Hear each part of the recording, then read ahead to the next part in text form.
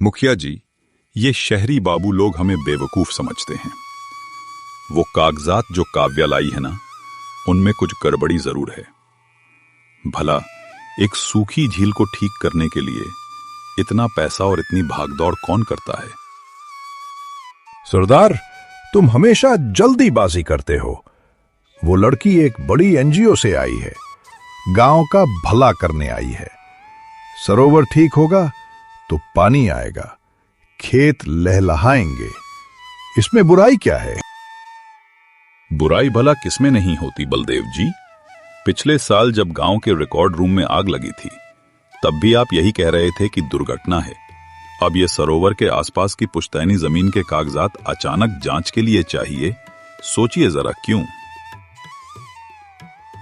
तभी धूल का एक बवंडर बनाते हुए एक चमचमाती जीप गांव के बीचों बीच आकर रुकी। जीप से एक युवा लड़की उतरी। उसके हाथ में एक बड़ा सा नक्शा और लैपटॉप बैग था। ये थी काव्या। वो गांव में पहली बार नहीं आई थी, पर उसका हर आगमन गांव वालों के लिए किसी नाटक के पर्दे उठने जैसा होता था। नमस्ते मुखिया जी, सरदार जी। उम्मीद है आप सब ठीक होंगे। आइए काव्या बेटी, सब ठीक है। आप कब आई? बस अभी। मेरे पास ज्यादा समय नहीं है। मौसम विभाग का कहना है कि इस साल मॉनसून अच्छा रहेगा, इसलिए हमें काम जल्दी शुरू करना होगा। सरोवर का पहला चरण फेज पूरा करने के लिए मुझे गांव वालों के सहयोग की जरूरत है। सहयोग तो पूरा मिलेगा, पर एक बात बताइए, आप सिर्फ सरोवर के लिए आई हैं या किनारे वाली जमीन में भी आपकी दिलचस्पी है? सरदार जी, मेरा काम केवल सरोवर का जीर्णोद्धार करना है। जमीन के कागजात इसलिए चाहिए क्योंकि पुराने रिकॉर्ड्स के हिसाब से सरोवर का असली विस्तार सूखे के कारण बदल गया है। जमीन के असली मालिकों को उनका हक मिले, यह मेरी जिम्मेदारी है। ये सब सरकारी प्रक्रिया का हिस्सा है। ज्यादा सरकारी प्रक्रिया ना समझाइए हमें। यहाँ हर आदमी अपनी जमीन इंच इंच जानता है। मैं यहाँ बहस करने नहीं आई हूँ सरदार जी। मैं आपकी सेवा में हूँ। मेरा काम पारदर्शी है। मुझे कल सुबह तक गांव के पुराने नक्शे और पिछले 20 साल में हुए जमीन के सभी बड़े लेन देन की लिस्ट चाहिए। यह मेरा काम आसान करेगा। वो इतना कहकर बिना किसी और बातचीत के अपने ठिकाने गांव के बाहर बनी सिंचाई विभाग की पुरानी कोठी की तरफ चली गई। देखा, कितना घमंड है। जरूर दाल में कुछ काला है। होगा, पर हमें अपनी आंखें खुली रखनी है। काव्या को शांतिपुर आए लगभग 1 हफ्ता हो चुका था। इस 1 हफ्ते में गांव का माहौल बदल गया था। उसकी टीम रोज सरोवर पर मशीनों से काम शुरू कर रही थी। शहर से आए मजदूरों का शोर, मिट्टी खोदने की आवाजें और काव्या का तेज तर्रार मिजाज, सब कुछ गांव की सदियों पुरानी शांति को भंग कर रहा था। काव्या अपनी कोठी में रात भर काम करती। गांव वालों को लगता था कि वो नक्शों में कुछ बड़ा षड्यंत्र रच रही है। एक रात गांव के बीचों बीच एक अजीब सा सन्नाटा छाया हुआ था। आकाश में चांद आधा था। अचानक गांव के सबसे बुजुर्ग और सम्मानित व्यक्ति धर्मपाल काका के घर से एक हल्की सी चीख सुनाई दी। अगली सुबह चौपाल पर हंगामा मच गया। धर्मपाल काका बेसुध से बैठे थे। मेरी जमीन की रजिस्ट्री, वो कागजात, मैंने कल रात ही उन्हें संदूक से निकाल कर देखा था। आज सुबह संदूक खाली है। गांव वालों की भीड़ जमा हो गई। चोरी छोटी मोटी चीजों की नहीं थी, चोरी हुई थी कागजात की, विशेष रूप से उन कागजातों की जिनका संबंध सरोवर के आसपास की पुरानी जमीन से था।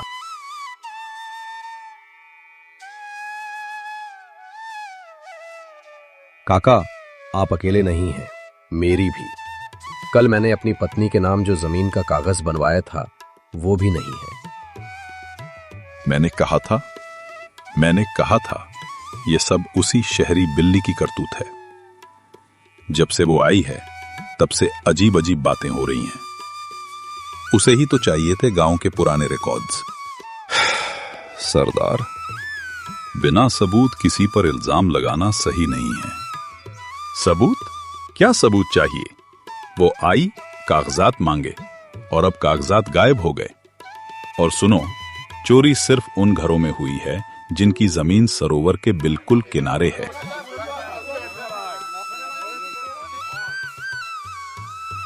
दोपहर होते होते काव्या की कोठी के बाहर पूरी भीड़ जमा हो गई। सरदार सिंह कोठी के दरवाजे पर दहाड़ा। बाहर आओ शहरी चोर, हिसाब दो हमारे कागजात का। काव्या शांत रही। उसने अपना लैपटॉप बंद किया और दरवाजा खोला।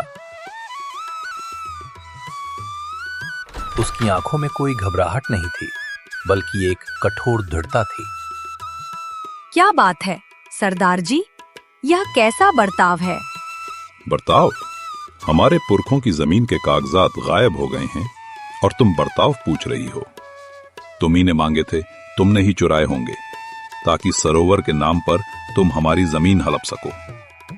मैं यहाँ जमीन हड़पने नहीं, उसे बचाने आई हूँ।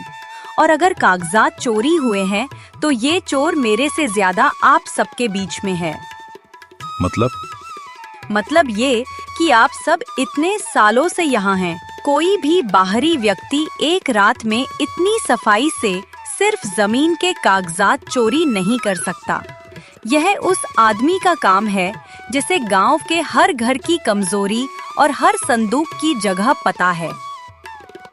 काव्या बेटी, हम मानते हैं कि तुम शरीफ हो, पर तुम्हें भी हमारी मजबूरी समझनी होगी। पुलिस को बुलाना पड़ेगा। जरूर बुलाइए। मुझे भी यही लगता है कि अब पुलिस की जरूरत है, पर मैं आपको बता दूं, मेरा काम नहीं रुकेगा।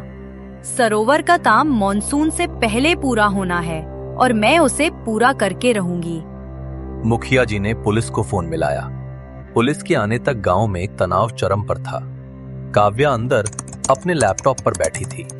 तभी उसके लैपटॉप पर एक खुफिया चैट विंडो खुली। चैट संदेश पहला, ऑपरेशन शांतिकुंज खतरे में है। उन्होंने पुलिस को बुला लिया है। पता है, लेकिन ये अच्छा है। मैं चाहती हूँ कि पुलिस आए। असली खेल अब शुरू होगा। जिस चोर को खोजने वे आ रहे हैं वो कोई और नहीं बल्कि पुलिस की वर्दी में मौजूद एक और चेहरा है। अब मुझे अपने असली मिशन पर ध्यान देना होगा। तुम ठीक कह रही हो, पर ध्यान रहे, जिस कोड रेड को तुम खोज रही हो वो तुम्हें यहाँ 1 साल पहले हुए रिकॉर्ड रूम की आग से ही मिलेगा। बलदेव सिंह की तरफ से सतर्क रहना। काव्या ने तेजी से उस चैट को डिलीट किया। उसने लैपटॉप बंद किया और दरवाजे की तरफ बढ़ी। गांव वाले उसे घूर रहे थे। कहाँ जा रही हो? मुझे एक बहुत जरूरी जगह जाना है, पुराने रिकॉर्ड रूम। उसने जीप स्टार्ट की और धूल उड़ाती हुई गांव के केंद्र की तरफ निकल गई, जहां सिर्फ एक जला हुआ ढांचा बाकी था।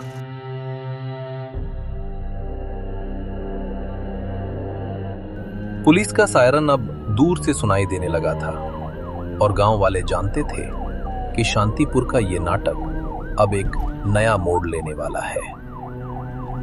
सायरन की आवाज के साथ एक पुरानी धूल भरी पुलिस जीप चौपाल के पास रुकी। जीप से उतरे दारोगा प्रताप सिंह। शहर से आने के बावजूद उनके चेहरे पर एक अजीब सी थकावट थी। उन्होंने गांव की बेचैनी को भांपते हुए बिना समय गवाए मुखिया जी को खोजा।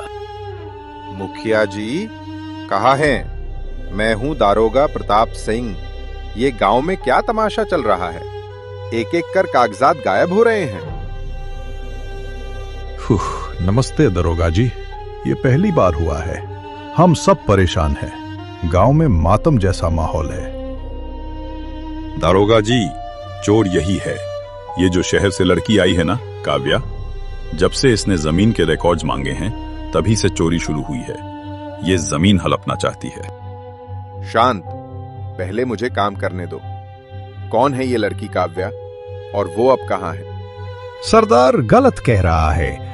काव्या एक सरकारी प्रोजेक्ट के तहत सरोवर के जीर्णोद्धार के लिए आई है। हाँ, उसने कल पुराने कागजात मांगे थे। वो अभी पुराने रिकॉर्ड रूम की तरफ गई है। Record room? वही जो पिछले साल जल गया था। कागजात चोरी हुए हैं और वो एक जले हुए ढांचे में क्या कर रही है? ये तो पहला और सबसे बड़ा शक है। सरदार, तुम मेरे साथ चलो। मुझे गांव के वो घर दिखाओ जहां चोरी हुई है। मुखिया जी, आप गांव की चौकसी रखिए। मैं जानता था कि आप मेरे साथ हैं। चलिए दारोगा जी, मैं दिखाता हूं आपको। दारोगा प्रताप सिंह ने सरदार सिंह को साथ लिया और गांव के अंदरूनी हिस्सों की ओर चले गए जहां कागजात चोरी हुए थे। काव्या अपनी जीप को रिकॉर्ड रूम के जर्जर ढांचे के पास रोकती है। केवल पत्थर की दीवारें और छत का कुछ हिस्सा बाकी था। चारों तरफ राख और जली हुई लकड़ियों की बदबू थी। काव्या ने अपने चेहरे को कपड़े से ढका और अंदर चली गई।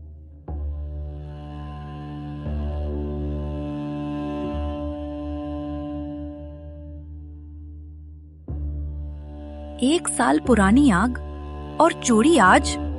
नहीं, कनेक्शन यहीं कहीं है। ये आग दुर्घटनावश नहीं लगी थी। वो सीधे उस कोने में गई जहां कभी सरकारी रिकॉर्ड्स का बड़ा बक्सा रखा होता था। वो जमीन पर झुककर ध्यान से राख को हटाती है। उसकी नजर किसी जले हुए कागज पर नहीं, बल्कि जमीन पर जमी हुई पिघली धातु की एक अजीब सी परत पर थी। मिल गया। साधारण आग से ऐसा नहीं होता। तापमान बहुत ज्यादा रहा होगा। यह कोई बड़ा शॉर्ट सर्किट नहीं था, बल्कि किसी केमिकल या एक्सिलरेटेड बर्निंग का मामला है। राख को हटाते हुए उसकी उंगली एक छोटी गोल वस्तु से टकराई। वह उसे उठाती है। वह एक जली हुई पीतल की मोहर थी। मोहर का ऊपरी हिस्सा पिघल चुका था, पर नीचे का हिस्सा बचा था। उस पर एक पुराना प्रतीक खुदा था, श-पू-स। शपुस शांतिपुर सरोवर समिति? नहीं, ये तो बहुत पुरानी लग रही है। इस मुहर का उपयोग 50 साल पहले जमीन के कागजात को वेरीफाई करने के लिए होता था। अगर ये मुहर यहाँ जल गई, तो पिछले साल की आग में कुछ बहुत कीमती खत्म किया गया था। ये कोड रेड है। काव्या मोहर को अपने रुमाल में लपेटकर बैग में रख लेती है। तभी रिकॉर्ड रूम के बाहरी गेट पर जीप की आवाज सुनाई दी। दारोगा प्रताप सिंह और सरदार सिंह अंदर आते हैं।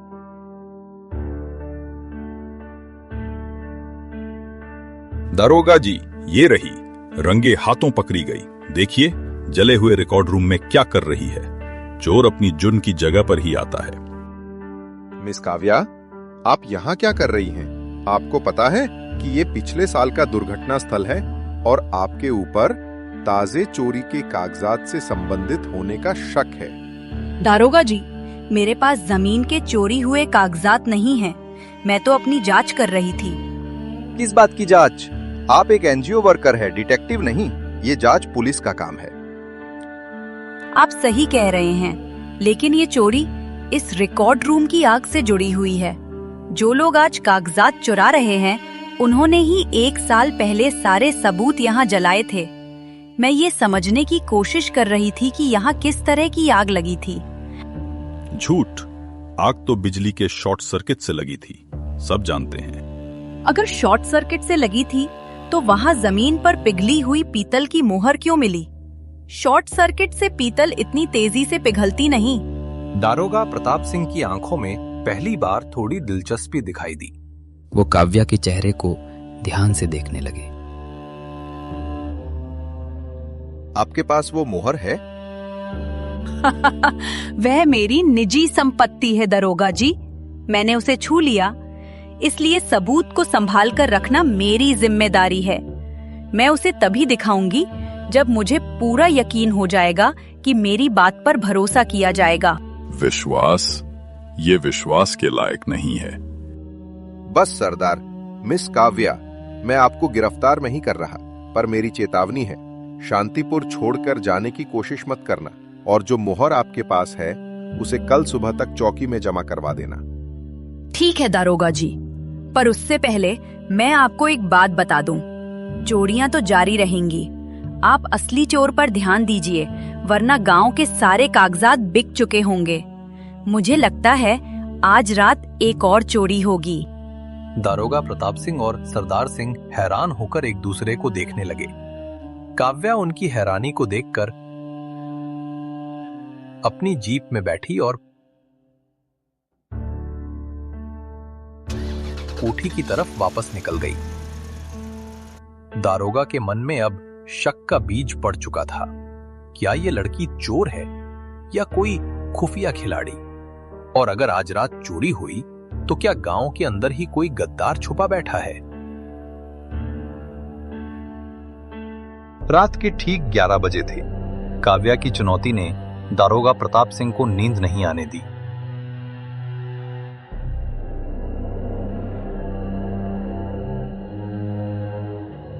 उन्होंने सरदार सिंह के साथ मिलकर गांव के सबसे कमजोर घरों की निगरानी शुरू कर दी।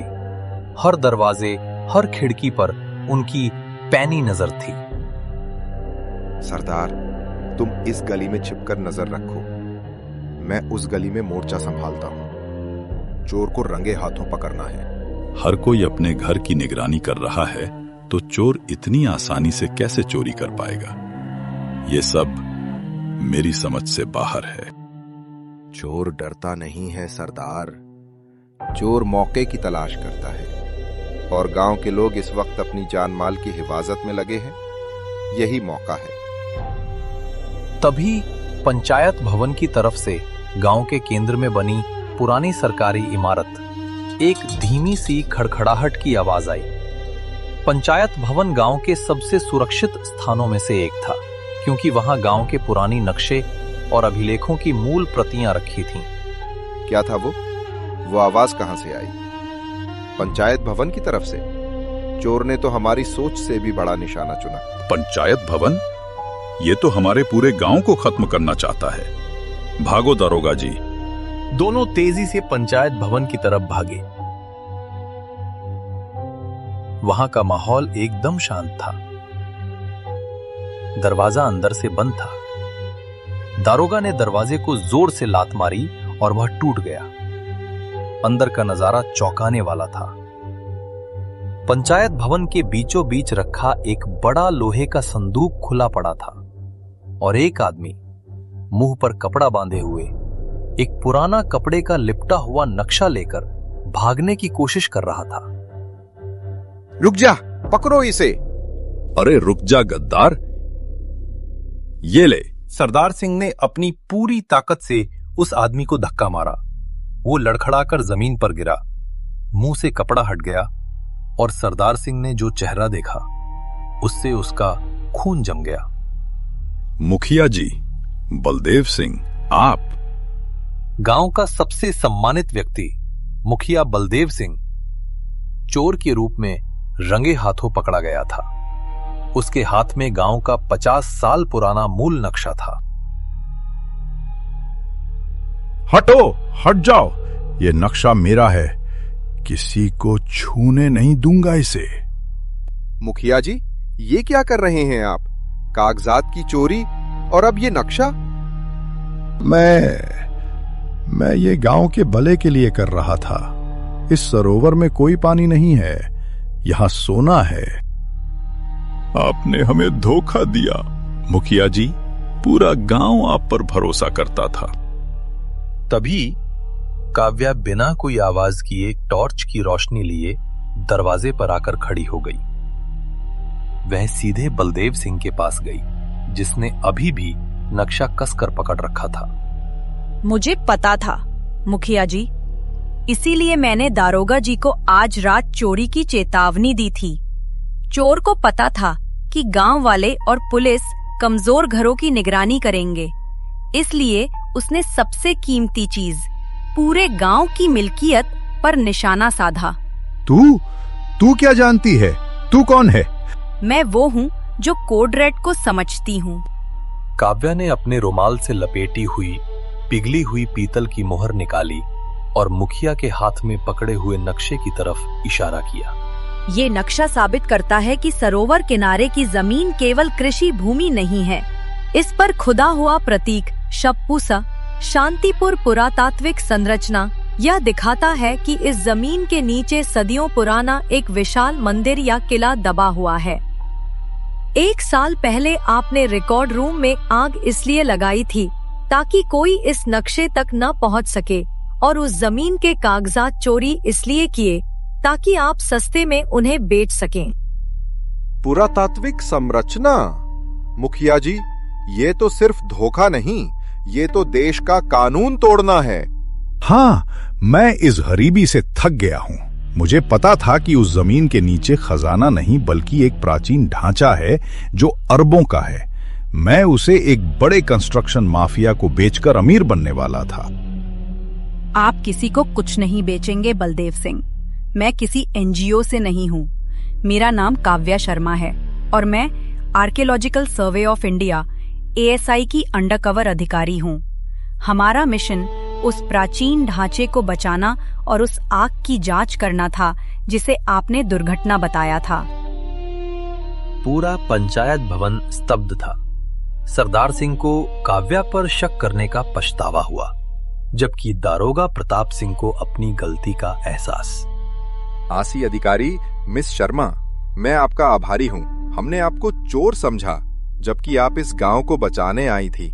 मैं इन्हें गिरफ्तार करता हूँ। दारोगा ने तुरंत मुखिया बलदेव सिंह को हथकड़ी लगाई। बलदेव सिंह अपने सम्मान, अपनी लालच और अपने झूठ के साथ जमीन पर गिर चुका था। काव्या बेटी, हमें माफ कर दो। हमने तुम्हें बहुत गलत समझा। कोई बात नहीं सरदार जी, आपका गुस्सा अपनी जमीन के लिए था। आप सभी ने डरकर जो कागजात अपने घरों से हटाए थे वो भी जल्द ही मिल जाएंगे, क्योंकि बलदेव सिंह का इरादा सिर्फ एक ही मूल नक्शा चुराना था। बाकी कागजात सिर्फ माहौल बिगाड़ने के लिए थे। शांतिपुर को अब असली शांति मिलेगी। और हाँ, सरोवर में पानी आए या ना आए, पर गांव की पहचान अब हमेशा सुरक्षित रहेगी। सूरज की पहली किरणें पंचायत भवन की टूटी खिड़कियों से अंदर आ रही थीं। रात भर के तनाव के बाद शांतिपुर में अब एक नई सुबह हो रही थी, धोखे की छाया से निकलकर उम्मीद की धूप में। काव्या ने अपने मिशन को पूरा कर लिया था और गांव के लोग समझ गए थे कि भरोसा सिर्फ आंखों से नहीं बल्कि समझदारी से करना चाहिए।